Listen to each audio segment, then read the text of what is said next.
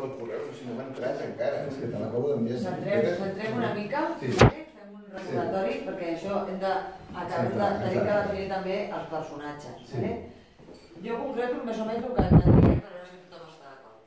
Hem dit que el lloc és una residència, on hi ha un curs que és de formació obligatòria pels treballadors, que dins d'aquests treballadors hi ha aquest curs, els professors estan molt ràpid, i dins d'aquests treballadors hi ha algú que no pot seguir i que es queixa que no segueix i molesta els companys, i per el que veig el professor li diu alguna cosa, li diu que està molestant i ell reacciona malament, violentament.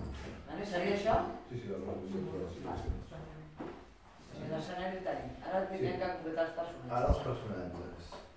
Aquí podríem tindre personatges des d'un professor, dos alumnes, un professor, un directiu o de la residència i un alumne, un professor, un alumne i un usuari, si es fa una pràctica,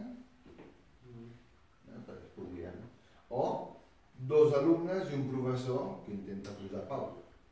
Som un treball de sessió, no? Perquè és l'alumne que representa la resta d'alumnes, l'alumne conflictiu i el professor que està I l'enfrontament entre dos, que segurament no només és... I segurament hauràs de gestionar coses que no estan implícites, sinó que ja venen... Sí, o sigui, estàs assajant un problema que ja en aquella tribu hi era, i estàs allà. Estan allà i el professor arriba i ha de veure que hi ha... Sembla bé aquests tres? Sí, llavors tenim un personatge que serà el professor. Un professor que és el que pot resoldre la situació. El professor seria l'intermig. A l'intermig. Exacte, el salvador. No tenia TDAH que el professor. El professor intermig, com es diu el professor? Com es diu el professor? És home o és dona? Què ha dit que era una... Aquí com que són els tres, aquí haurà de sortir una dona i dos homes, perquè com que sabem entre els actors... I haurà de semblar-se una mica... I també el paper de la professora, la Salvadora. Jo no decideixo, decidiu vosaltres. Sou vosaltres els que decidiu. Jo el veig a ell. Jo també, jo no el posaria. Jo veig a ell de professor. Com es diu el professor? Joan. Joan.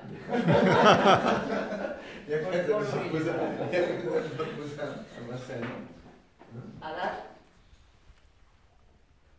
La capella. 50. 5+0, no? I podria dir un parell de trets positius que li ajudin al professor a mediar a la situació? El que és interessant és dir com, d'alguna manera, quines característiques li posem perquè aquesta manera d'actuar han de quedar reflectides en aquestes característiques que posem. Però clar, ja hem dit que anava molt ràpid i ara ja em demanes qualitat. Dos trets de caràcter que no creguis que poden ser positius. Ho fa bé, però va molt ràpid. Sí, però com ens ha posat dues característiques positives. Dos positives. Que sap reconèixer coses bones, no? Exacte, sí. Reconeix qualitats. I sap escoltar. Empatia. Això, té empatia. I una altra molt superficial que és la presència física, una actitud positiva física. Que a vegades el físic fa molt. No és tan superficial. És que això és tira endavant, que no cap enrere, que té una presència. Una bona presència. Això ja té guanyes el professor que ve a tocar i gris, també. Sí, aquell que fa així, no? Aquell que fa així. Bueno, anem a començar ja. No sé com traduiré això a l'anglès, No sé com traduirem això a l'anglès després, però bueno. Nosaltres ho sabem. Segon personatge. El del TDAH. Sí? El del TDAH què? I el José. Ja ho posaria ell, com a mi. No, això. És un noi, es diu... Jo li podria anar a de pensió, no? El nom? No sé. Peter?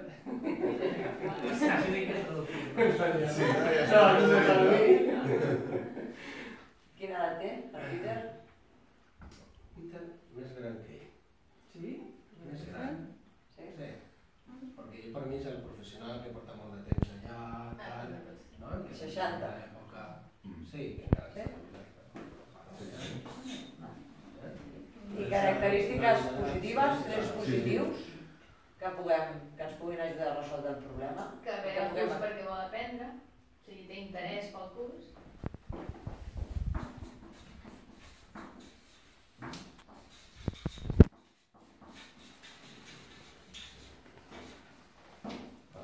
Té fama de tot terreny, de treballador, de tal, de la vieja escuela allà, treballant, se fa...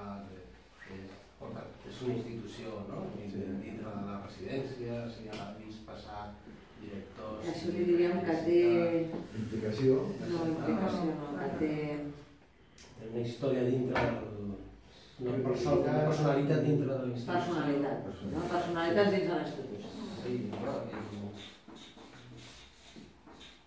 O sigui que ets un personatge. Sí, referent.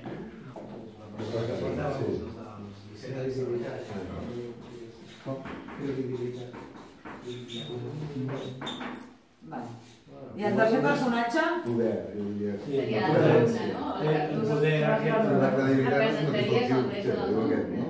O series un alumne L'alumne que no té un problema. Que no té problema de... a l'hora d'aprendre. Un altre alumne. Sí. És un alumne més jove. Menys jove i que... Jove, que té una carrera professional diferent, no? Aquesta, i a més, la de segona, clar. I a més té més formació, clar. Una formació més reglada Sí. i en canvi és més novell, no? Sí. És a dir, no té experiència, però en canvi té una formació, diguem, acadèmica. Aquest alumne més jove que posem? Si aquest té 60, l'alumne té 40. Home, que té... 30. 30, perquè si no és agilitat mental. Ara, sí. És agilitat mental perquè així és el contrapunt amb ell que no arriba... Més formació, menys experiència, i què li porta a ser la víctima? No, perquè no és la víctima... La Sí. víctima és ell, no? Ah, la víctima ha de ser la... No té per què. No. Ah, val. Jo crec que la víctima és ell. La víctima és ell. Home, és el que té la dificultat i no pot i tant. És el que molesta. No, l'altre se sent molest. L'altre. Jo sóc la que em sento molesta. Per tant, jo sóc la víctima. Clar, tu et queixes de que ell... O no, o... Ah, no, per mi el que Ara fa és la molest és víctima. ell. Però podria ser també que ell es queixa. La víctima fos ell. També podria ser. He de decidir quin és la víctima. Qui és el personatge que no tirarà endavant la Estàs situació. incòmode, has vingut a una formació, Vale, per sí, experiència, I bé, no estic aprofitant el temps. I ell, el seu poder fa... Ell no es queixarà. Sí, domina la sang. I a més ell no es Bueno, queixa. no, yo creo que no, estamos diciendo que ella sería la víctima. acusadora. No, Ella sería la víctima, yo sí, sería la tú eres el acosador. Sí. Porque tú estás en fallo y entonces Tu estàs... surt la teva potència per intentar dir jo estic aquí. Perquè igual ha fet un comentari ell, t'han desacreditat d'alguna manera, o un comentari, i tu no et costa d'assumir. A vegades perquè igual estàs perdent aquest estatus o aquest poder davant d'igual algú que arriba que no sap res perquè tu consideres que és molt més important l'experiència que no pas la formació. Vale. A vegades passa. Com es diu aquest alumne? Per tenir un nom.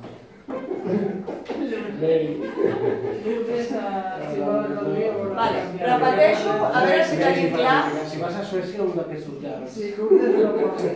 No, m'és igual. Repeteixo la situació perquè la revisem i ara nosaltres anirem 5 minuts fora a preparar l'escena, vale? Molt ràpidament. Vale? Intentarem que sigui molt ràpid. El lloc on passa això és a l'aula d'una residència on es va fer una formació. Aquesta formació és obligatòria i tenim un professor que va molt ràpid amb les seves explicacions i no pot, hi ha un alumne d'ells que no pot seguir les explicacions i es queixa i molesta la resta dels companys. Vale? En concret, a una de les companyes que vol aprendre i llavors el professor li crida l'atenció i en cridar-li l'atenció l'altre reacciona violentament i encara ho fet més a l'altre alumne. El professor és un professor es diu Joan, de 50 anys, I entre les seves qualitats és que és empàtic i té una actitud física potent. Després tenim un altre personatge, que és el TDA, que és el que molesta, que és el Peter, que és un antic treballador amb molta solera a la casa i amb molta experiència però amb poca formació i que tothom li fa cas i té 60 anys. I per contra tenim un alumne de 30 anys que es diu Lourdes, que té més formació que l'altre però té menys experiència i que se sent molesta amb ell i se sent particularment jeràrquicament per sota per qüestió d'estar més nova a l'organització. És això? Sí? Sí. Bueno, ara, 5 minutos. Nos vamos a preparar.